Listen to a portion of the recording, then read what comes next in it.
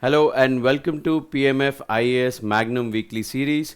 Today on the date of 1st of July 2025, I'll be taking the current affairs on the subject of science and technology from the date of 25th of June, 24th of June till 30th of June. Let us look at the important topics for this week. So the list of topics are, there are 6 topics that I'm going to discuss. 5 topics that I'm going to discuss with you. The first one is in vivo or in vivo CAR T cell therapy. CAR T cell therapy is an important therapy for cancer treatment, and with in vivo CAR T cell therapy made possible, it has opened even more reliability and opened up a larger window of opportunities considering patient care, cancer treatment, and also other kinds of diseases may also be treated. We'll talk about it. Then we'll talk about the famous solar powered thermal battery. Although thermal batteries have been there for a while, but this particular solar powered thermal battery has been made practically for the cooler places in India, especially in the Himalayan ecosystem, which can become really beneficial during the winter season. Then there is something called epigenetic programming. What is the meaning of epigenetic programming? What exactly are its prospects, and what has been the reason why it is in news? We'll talk about it. Then we'll talk about the CRISPR tech dCas9. It is basically a new kind of an enzyme which we have discovered. So it's a popular technique in genetic engineering. It's a popular technique in genetic modification. It's a type of an enzyme which is found in a bacteria.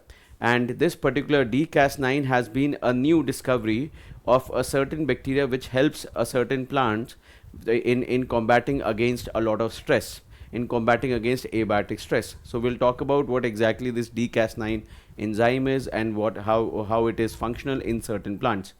Then we'll talk about the global observing satellite for greenhouse gases and water cycle. It is the latest satellite launched by Japan, and it is an important satellite in basically recording the data that can help us in climate change studies, right?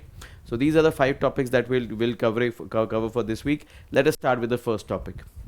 The first topic of our discussion is in vivo CAR T cell therapy. Now, guys, before we go ahead and talk about the in vivo CAR T cell therapy, let me give you a quick info or quick input about what exactly is CAR T cell therapy. So, what exactly is CAR T cell therapy? What does it do? Let's see.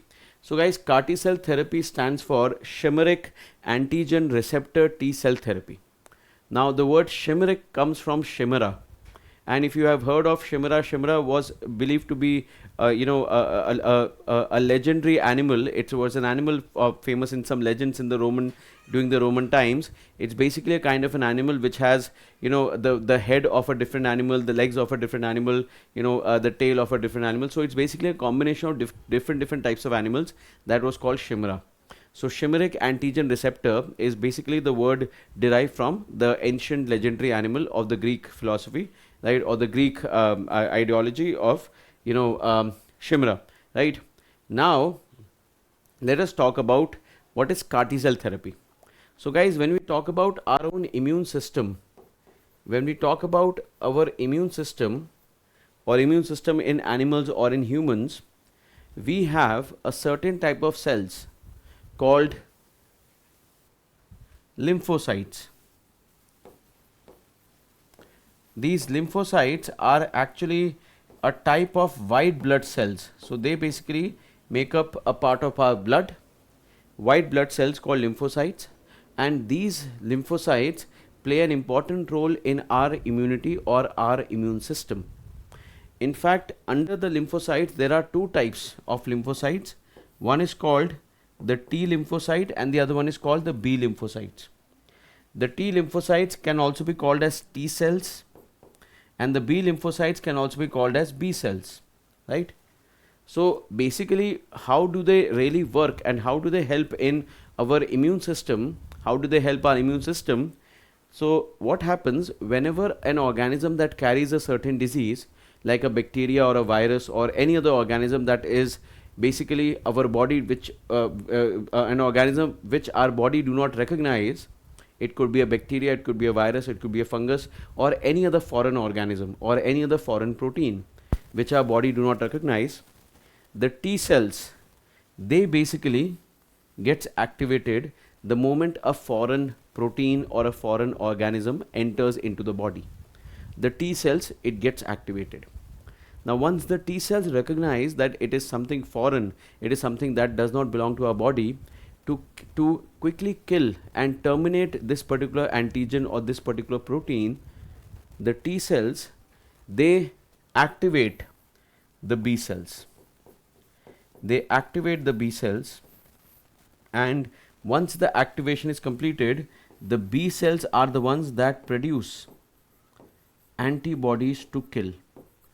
The B cells are the ones that produce antibodies to kill that organism or kill that certain antigen, right? The one that our body do not recognize. So T cells, they help in activating the B cells, and the B cells are the ones that produce antibodies to terminate or to kill a certain organism. I believe all of you guys are able to follow. So when you talk about our immune system contains a certain kind of cells called lymphocytes, and these lymphocytes are of two types, T cells and B cells, where the T cells, they are helping in activating the B cells, and the B cells actually produce antibodies. I hope you guys are able to get it. Now the idea of CAR T cell therapy is, this particular therapy have been found to be really beneficial, have been found to be really productive when it comes to cancer treatment. According to certain reports of late, it has been found that out of 100 patients treated, 73% of them have found positive results. So it is one step showing that we are coming closer and closer in finding a permanent cure for cancer. I hope you guys are able to understand. In fact, these patients were some of those patients in which the cancer, it was a secondary cancer case. That means the cancer once got treated, but now it has relapsed. And remember, the relapse cancer is always more serious, right? So CAR T cell has been found to be a very interesting and a very positive technique that can help in, curing cancer. And looking at the benefit of CAR T cell, there has been an Indian version of CAR T cell also called NextCAR 19. So NextCAR 19 is basically a low cost Indianized version of CAR T cell therapy, right? So there have been a lot of news regarding CAR T cells and how they are so effective when it comes to cancer treatment. Now recently the news on CAR T cell has been on in vivo CAR T cell therapy. Actually what happens in CAR T cells, if I talk about the conventional CAR T cell therapy, which should technically be called ex vivo. So in the conventional CAR T cell therapy, what happens, we basically, suppose if there is a patient who has developed cancer. Now from this patient, the doctors are going to take the blood sample and remove the the T cells from the patient. They will take out the T cells of the patient, and then these T cells are going to be taken to a laboratory, and they will also study the cancer cells, and they will genetically engineer the T cells so that they start recognizing the cancer cells as a foreign protein. And once they start recognizing these cancer cells, the T cells are then injected back into the same patient, and now the T cells gets activated the moment they intercept the cancer cells, and the body's own immune system is used to kill those cancer cells. I hope you guys are able to understand. Let me repeat it one more time. So the idea is that suppose if somebody has developed cancer, you will take the T cells of the same patient and also the cancer cells, and then you are going to take them to a laboratory and modify the T cells so that they are able to recognize the cancer cells as a foreign protein, as an antigen. And then once the T cells have been engineered, they are going to be put back into the patient's body, and then the patient's body is going to start treating the cancer cell as an antigen, as an infectious cell, and once the T cells start recognizing them as an infectious cells, they will activate the B cells, and the B cells will start fighting the cancer cells. The idea on paper looks very simple, but it involves the use of of an external facility. In a laboratory, these cells are engineered, and usually when the T cells have to be implanted back into the body, sometimes there is rejection from the body itself in accepting the engineered T cells. So we have to lower down the immune system also. So it makes the patient a little more vulnerable. In the case of contemporary in vivo CAR T cell therapy, we don't have to take the T cells and take them to a laboratory. Rather, see, in vivo basically means when something happens inside the body, right? It is happening inside the body. So, in the case of in vivo cancer CAR T cell therapy, we do not take the T cells out. Rather, we try to engineer the T cells. There is no engineering of T cells involved outside the body. Rather, what we do, we try to use the natural T cells within the body itself and tries to modify them so that they start recognizing the cancer cells as an infectious cells.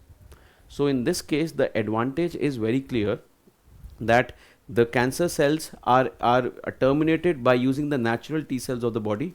They don't have to be taken out. They don't need to be engineered in a laboratory. The body's own response against the engineered T cells will not be there. So body is going to accept it easily. And it has been found to be even more effective considering the success rate against the conventional CAR T cell therapy. I hope you guys are able to follow. So if I talk about CAR T cell therapy, CAR T cell is type of a immunotherapy for cancer treatment that uses patient's own immune cells. Like I explained, T cells and B cells.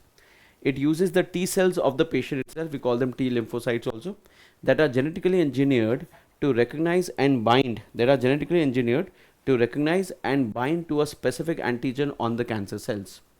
The engineered cells are then infused back into the patient's body, and then the CAR T cells themselves identify and destroy the cancer cells, like I just now explained to you, that it uses your own body's immune system, immune response to kill the cancer cells, but we have to genetically engineer the T cells. This is the conventional CAR T cell therapy, which is called ex vivo. In the case of in vivo CAR T cell therapy, we don't have to take out the T cells. Rather, we simply can use the natural T cells of the body and engineer them in the body itself, modify them in the body itself. The advantage of this treatment would be that it is faster than the conventional method of CAR T cell. It also reduces the cost of CAR T cell treatment. You know, CAR T cell therapy sometimes requires multiple donations of the T cells, and it may take a very long time, sometimes 14 to 15 weeks. But here it reduces the time and also cost. It also simplifies the logistics. Why? Because there is no need to take up the cells and take it to a laboratory. We can do it on the patient itself. So it also reduces the logistics, time and cost. Then it has a potential for broader applicability also. So there is a chance that this CAR T cell therapy can be used for even treating certain autoimmune disorders. Autoimmune disorders are basically those disorders in which your own body's immune system starts malfunctioning. It don't realize that sometimes it gives a very strong response to the body's own cells and starts killing the healthy cells of the body rather. Like you must have heard, Alzheimer's happens to be one autoimmune disorder. Rheumatoid arthritis is an autoimmune disorder where the body's own immune system starts attacking the nerve cells, the brain cells, nerve cells, right?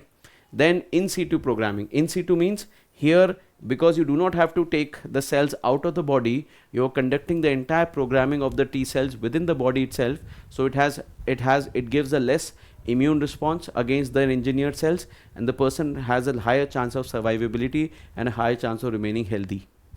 So this makes in vivo CAR T cell a very good therapy in comparison to the conventional CAR T cell therapy. But mind my words guys, CAR T cell is still something which is not used widely, but it is catching up a lot. It is making up a lot of news all across the world in making sure that cancer treatment finds a possible solution.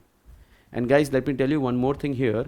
One of my own teachers used to say, long time back when I was in school, that in the 21st century, one big achievement that we would be able to see, we would be able to witness, would be the treatment, 100% cure for cancer. CAR T cell therapy holds a lot of possibilities, holds a lot of prospects in achieving that. I hope you guys are able to understand. Now from CAR T cell, let's move to the next topic, that is the solar powered thermal battery. Now before I talk about this particular innovation from IIT Bombay, let me just talk about what exactly the solar battery is, or a thermal batteries, I'm sorry, right? A thermal battery is. So guys, if I talk about a general battery, if you take consideration of any random cell or a random battery, I hope all of you will accept that every cell would involve, a positive and a negative terminal, right? Every cell would have a positive terminal and a negative terminal. All of you know this, right? A cell is nothing but singular of a battery. Battery is normally considered as a combination of multiple cells. So I can also demonstrate a cell and use the word battery, interchangeably, because it is just basically the same thing. So every cell or a battery has something positive, something negative, and inside the battery, there are certain chemical reactions that normally take place, which release electrons, and those electrons happens to travel from the positive terminal, right? It travels from the positive terminal. Sorry, it travels from the negative terminal and goes all the way to the positive terminal. Current, by convention, we treat that it is traveling from positive to negative, but electrons from a cell, they travel from negative to positive. That is the general outlook that we have towards cells, right? So in general, cells, they normally travel, or they conduct a chemical reaction, and through that chemical reaction, it releases some electrons that move out from the negative terminal and goes all the way to the positive terminal, and that's how they produce electricity. Now there are many types of cells. In case of a solar cell, this, like say for example, this particular cell is a storage cell. So it has got some charge already stored in it, in the form of some chemical energy, in the form of some chemical reactions, and once the reaction starts to occur, it releases those electrons out. Until the time the electrons keep moving out, current keeps getting produced and the cell is working. In case of a solar cell, this particular excitation of electrons and the movement of electrons happens through sun's light. We call it a phenomena called photoelectric phenomena, where the sun's light or the sun's particles of light called photons, they attack the solar cells and they essentially excite the electrons, and the electrons start to move out. We call it photoelectric phenomena. In case of a normal electrochemical battery, there is a chemical reaction that trigger the same phenomena. In case of solar cells, it is sunlight that triggers the phenomena.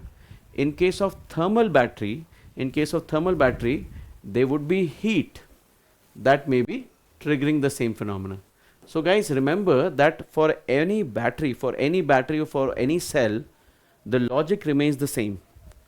There are two electrodes, positives and negatives, and there are electrons moving from the negative terminal to the positive terminal, and in this way they happen to produce electricity. The logic, the principle behind the entire functioning of a cell remains the same. The only thing that differs is the way how we are exciting the electrons to release, right? To release them from the negative to the positive terminal. In case of a thermal battery, they basically are released through heat. Now what I'll do here, I'll read this particular part for you, and then we'll go on to understand how the working of a thermal battery goes. So guys, IIT Bombay has recently developed a solar powered thermal battery. That means here they'll be using the sun's heat. Solar powered here basically means that they'll be using the sun's heat to charge, right? Normally in a lithium ion battery, we have got lithium ions, or movement of the lithium ions that helps in charging, discharging. In case of a thermal battery, we are using the temperature difference, right? So we are using the sun's heat to charge the battery in the form of heat that can store the heat in the summer and use it in the harsh winters of the Himalayan region. So these batteries have been found to be really workable, where we can install these batteries, and the batteries are likely to produce electricity. But what is interesting, that they will absorb the summer heat, and once we start using them in the winters, they will not only produce electricity but also release heat to tackle or to handle the harsh winters of the Himalayan region. So basically the idea is that this battery contains some solar heat collectors or solar thermal collectors, which will absorb and concentrate the sun's light to heat air. That's the simple idea, right? So basically what we are doing here, we are trying to capture the sun's heat, and this heat is being stored not in a form of any heat conducting substance, but in a form of chemical energy. What do we have here? We use a salt called strontium bromide. Strontium bromide is a salt that is being used, which acts as a solar collector, but the sun's heat is not absorbed in the form of heat but in the form of chemical reactions. Guys, there are actually two types of chemical reactions. One we call it as endothermic and the other one is called exothermic, right? So endothermic are basically those reactions, endothermic are those reactions which absorbs heat,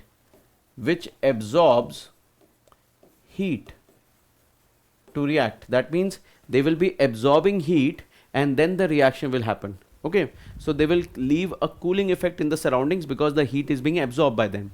We call them endothermic. On the other hand, we have exothermic reactions. Exothermic are basically those reactions which have a tendency of releasing. They have a tendency of releasing heat. Thermic is related to heat. So they have a tendency of releasing heat when they react. So exothermic reactions are those where the heat is released out. Endothermic reactions are those where the heat is absorbed. So the idea behind this solar thermal battery is that they are going to use a certain solar collector which will absorb the heat of the sun and absorb this in the form of absorb it in strontium bromide. It is a salt that is going to absorb all this heat, strontium bromide. And once the heat is going to be absorbed in strontium bromide, this strontium bromide heat is going to remain active till the summers are going on. But once the winter starts, they will undergo the reverse reaction. That will be an exothermic reaction where they would be releasing electrons, producing electricity, but because this reaction is an exothermic reaction, alongside a lot of heat is also going to be released, and that heat may be used in heating up the entire environment, heating up the entire room, building, etc. I hope all of you guys are able to get it. So that's the basic principle of a thermal battery. So this technique that they use here, it's called thermochemical energy storage technique. In this thermochemical energy storage, the energy is stored not in the form of sensible or latent heat. Sensible means the heat that you can sense, the heat that you can measure on a thermometer. So if you start a thermometer and you measure the heat of the surrounding, that will be called sensible heat, the heat that you can measure in a thermometer. Latent heat is something that does not show in a thermometer, but that is there, right? So here the heat is not being absorbed in the form of sensible or latent heat, rather it is absorbed in the form of chemical energy. Like I just now mentioned, endothermic, it will absorb the heat, exothermic, it will release that heat out. So basically this is the simple concept. This is not the actual diagram of the battery that has been used, but this is meant just to explain. So basically the heat is going to be absorbed on one side of the terminal of the battery, and in this side it will going to be an endothermic reaction where the heat will be absorbed, and once the heat is absorbed enough, then in the winters when you turn on the battery, it will release that heat out. It will release that heat out and also produce electricity by the release of electrons. So electrons are going to be produced and electrons are going to be released, that will produce electricity, and on the other hand it will also release the heat outwards. That's the basic principle of a thermal battery. Now if you've got this idea of thermal battery clear, then let's read the rest of the part. So the solar collectors, they heat the ambient air during the summers, right? So the solar collectors, they heat up through the ambient air of the summers, and then this hot air is passed over the strontium bromide, which is going to absorb this air, absorb this heated air inside strontium bromide. The heat then initiates an endothermic dehydration reaction. Endothermic means the heat is going to be absorbed, and then this entire strontium bromide, it will be dehydration, means it will be losing water, it will lose moisture but store the heat inside it, right? So removing the water molecules from the salt and storing the sun's heat chemically in the dehydrated compound. And then once the winter starts, the moist air then goes, the moist winter cool air will go into the battery again, and through this a reverse reaction starts, which is going to be a rehydration exothermic reaction that will release the heat out, where the water molecules are going to be re-entering into the salt, and the salt is going to release the stored heat that will help us in heating up the room. But remember, this is just an additional feature. Apart from this, they will also be releasing electricity in the form of electrons.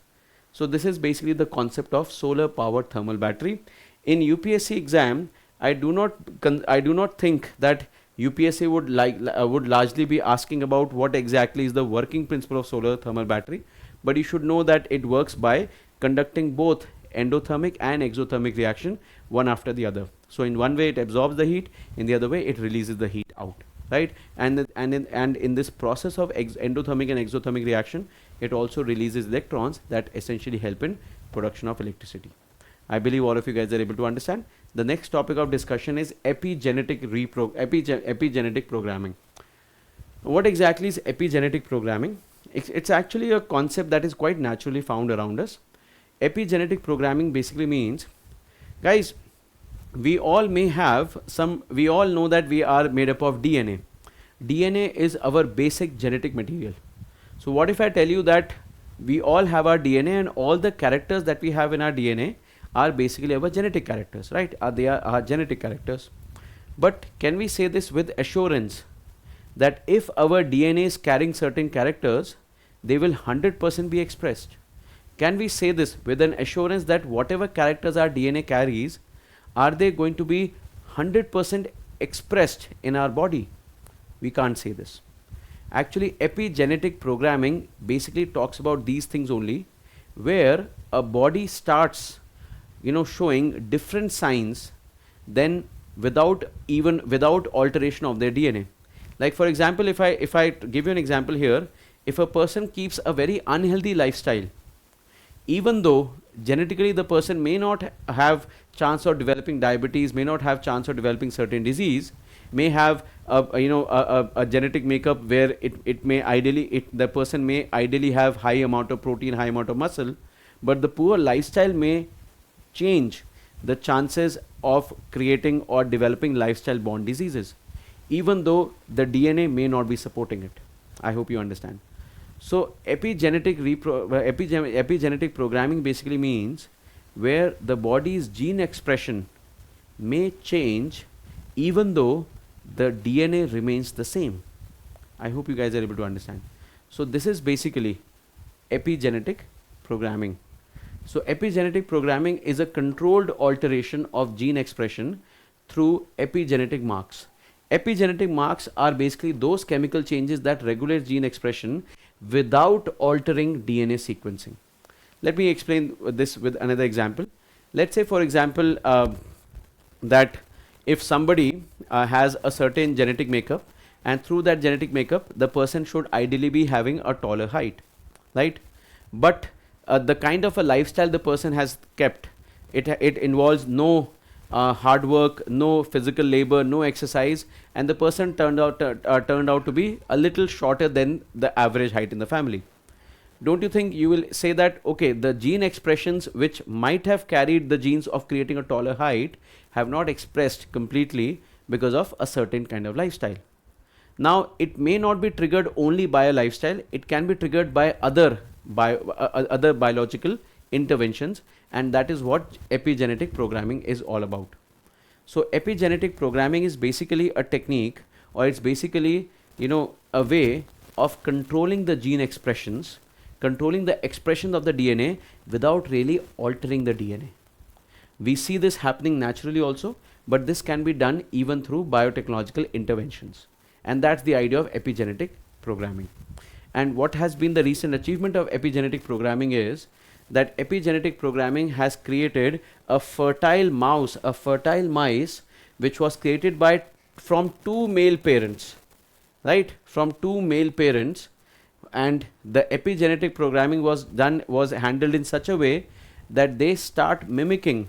So they basically carried the male genes, but because of epigenetic programming, they started mimicking the maternal imprinting patterns through epigenetic changes. So we simply change the epigenetic impressions, we simply change the expression of the gene so that it starts mimicking the maternal imprinting of one of the parents, and that's how they created a fertile mice.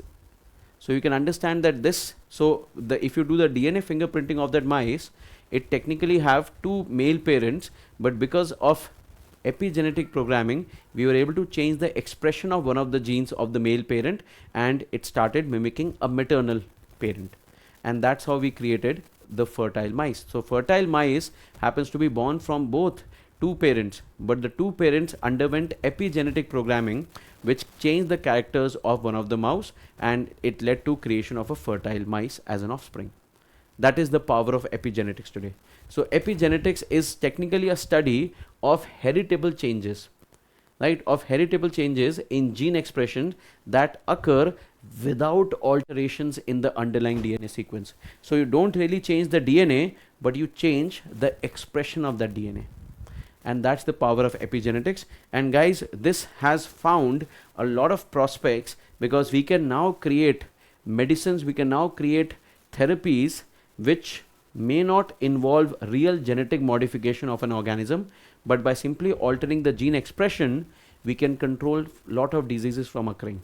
If a person might be suffering with a genetic disorder or a possibility of a genetic disorder, with the help of epigenetic programming, we may reduce the chance of expression of those bad genes. I hope all of you guys are able to understand. That is called epigenetic programming. Although, guys, the limitation involves that it has less success rate as of now, and in order to conduct experiments also, we may require a lot of eggs and embryos where we can study, where we need to study and collect all the data, right? Although the benefits are that they are reversible, because the overall DNA is not getting changed. It can create personalized medicines, especially for the case of genetic disorders, and it is non-invasive. That means you don't have to put a person through a lot of medicines, lot of injections, or lot of invasive medicines. That will not be needed. So this makes epigenetic programming an interesting possibility of, for the future of medicine. Now, what are the potential applications? We can create reproductive medicines, useful especially in the case of infertility and same-sex reproduction research. Disease research, it can help in treating epigenetic disorders like Prader-Willi and Angelman syndromes. These are epigenetic disorders. That means the DNA does not carry them, but the expression of the gene has started, have developed these diseases. Then it can also help in creating regenerative medicines. Regenerative medicines are those which basically are created through stem cell therapy, where we create our own organs. So it can help in reprograms cells for tissue repair, like heart cells, kidney cells. They can be reprogrammed and regenerated. Then agriculture biotechnology can use epigenetism for improving the crop resilience and livestock traits.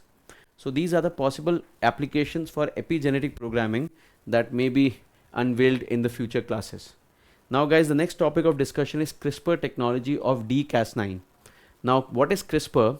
So CRISPR is basically a kind of an enzyme which is found in a bacteria, or in lot of bacteria it is found, and with the help of this particular enzyme, we can actually use this as a way to identify a certain sequence of the DNA and cut it or change it from the entire or from the rest of the DNA.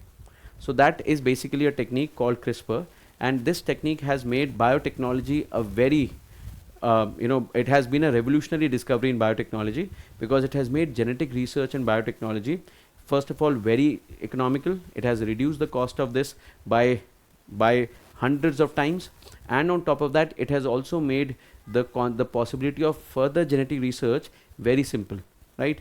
So this has been the benefit of CRISPR. But what is this dCas9? So scientists have recently, found a modified version of the CRISPR enzyme. It's called the clustered regularly interspaced short palindromic repeats. This is the full form of CRISPR, but scientists have found a new modified version of the CRISPR enzyme called the dCas9, right? And this dCas9 was found in potato-like plants. Potato-like plants are called solanaceous plants. Solanaceous plants, you can call them as potato family plants, right? Solanaceous plant, and these plants use the dCas9 enzyme to cope up with environmental stresses like heat and pathogens. So if there is a lot of heat or pathogenic attacks happening, the solanaceous plants like potatoes, they use the dCas9 enzyme. Now what is the benefit of this dCas9 enzyme is that dCas9 acts as a gene switch. It acts as a gene switch. That means, like CRISPR is used for DNA editing, it can permanently change the DNA. But dCas9 is like a switch. That means it can turn on and off of a certain DNA, of a certain gene. That means it does not change the DNA permanently. Rather, you can turn off a certain part of the DNA when the body is under a lot of stress. So it is like a gene switch, which is not what the old CRISPR systems used to be like. So old CRISPR systems were used to cut the DNA and permanently change it. But dCas9 is a kind of a system, or is a kind of an enzyme that can help in turning off the expression or turning off the response of the DNA without changing the DNA. And this switch remains inactive until triggered by the environmental conditions again. So if the environmental conditions are highly stressful, it may stop the response of the organism by switching off its certain gene. But when the environmental conditions becomes conducive again, then it can be triggered again. So this is the advantage of the dCas9 protein, or you can say dCas9 enzyme. To develop the dCas9, scientists have used a small piece of natural protein called NACMTF3, which was found in the biology of a tomato. Remember guys, tomato is also solanaceous plant, tomato and potato both, right? The team also targeted heat helpers genes like NAC2 and HSFA6B. Now I don't think there is a need of remembering these genes or remembering the names of the proteins, but what is important that you understand from which plant they have extracted it and what is the possibilities, what is the advantages in future. So these are basically some genes that helped the tomato plant during the high heat times, where the tomato plant remains green, retain more water and stay healthy despite of the high heat. So scientists extracted and created this particular Cas9 from this particular gene and proteins of the tomato. I hope all of you guys are able to understand. Only this much seems to be relevant from UPSC perspective. There is no need to remember the name of specific proteins or specific genes. Now moving on from here, what is the advantage of dCas9? Now this can help in boosting the plant's natural defense system, of course, because if we are able to engineer other plants with this particular protein and gene, then we can help other plants also survive when there is extreme high heat or extreme environmental stress. So it can help in boosting the plant's natural defense, and especially when it is needed, saving energy and improving resilience. This technology could also be extended beyond tomatoes and potatoes to benefit eggplants, chili and other essential food crops, moving us closer to a future of more innovative, climate resilient agriculture. So this becomes an interesting technique that can help in making us more climate change ready. I hope all of you understand this. This was CRISPR-Cas9 or dCas9 precisely. Now the last topic of our discussion is Global Observing Satellite for Greenhouse Gases and Water Cycle. It's called GOSAT, GW. GW is for global warming, right? So let us see. So what is this GOSAT? So GOSAT has been Japan's latest satellite that Japan has launched, and this particular satellite has been launched by the Japanese own rocket called H2A rocket. H2A rocket. And guys, why this mission is so important? Because this was also the last flight of H2A rocket as well, right?